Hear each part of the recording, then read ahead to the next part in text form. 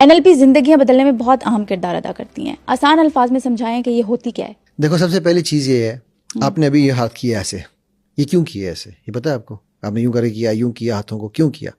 आपके माइंड ने एक प्रोग्राम बनाया हुआ है। अच्छा। कि जब मैंने किसी चीज़ को एम्फसाइज करना है या मैंने कोई बात करनी है तो मैंने ये हाथों को यूं करना है, या आपने हाथ यहाँ रख लिया, एक हाथ आपने नीचे रख लिया। आपके माइंड का एक प्रोग्राम है, ठीक है?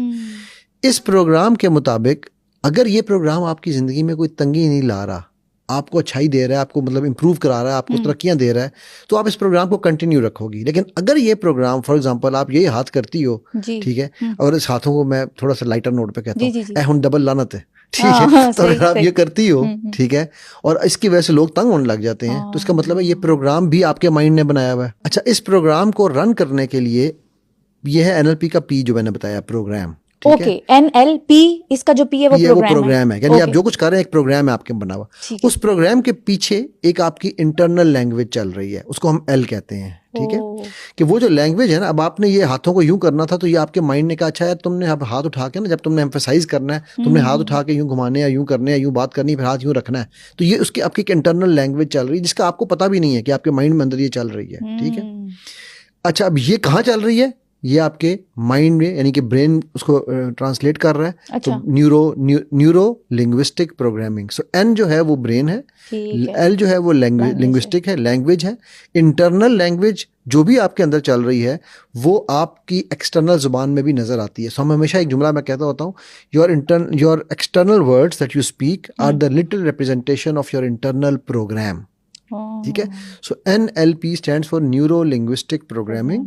इसके थ्रू हम जो है अपने एप्रीहेंशंस को, अपनी कमियों पेशियों को, हम अपने फोबियाज को, फियर्स को, लोगों को फोबिया होता है, किसी को कॉकरोच का फोबिया, किसी को छिपकली का फोबिया है, ठीक है? वो साइकोलॉजिस्ट में से नाराज ना होना यार, बेचारे को सच बोलना पड़ता है। साइकोलॉजिस्ट जो है ना, वो उनके पास जाएगा, वो 3 से 6 महीने उसके सेशंस कराएंगे, फिर एंड में कहेंगे चुम्मी लो इसकी छिपकली की, तभी तुम ठीक हो गए, ठीक है? मतलब एग्जाम्पल के तौर पर मैं कह रहा हूँ, ठीक है? मतलब they want to put it on your hands.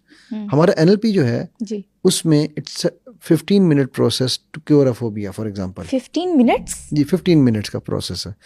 मैं लेकिन अब क्लाइंट्स को 15 मिनट नहीं बताता। अब मैं कहता हूँ 3 सेशन होंगे, वो लोग पैसे नहीं देते, वो कहते हैं ना यार 15 मिनट आपने किया क्या है, ये तो कुछ भी नहीं है, उनको ये लगता है ये कुछ भी नहीं है। तो मैं देखो, मैं वो वाहिद इंसान हूँ शायद दुनिया का जो अपने सारे राज फाश करता है खुद, ठीक है?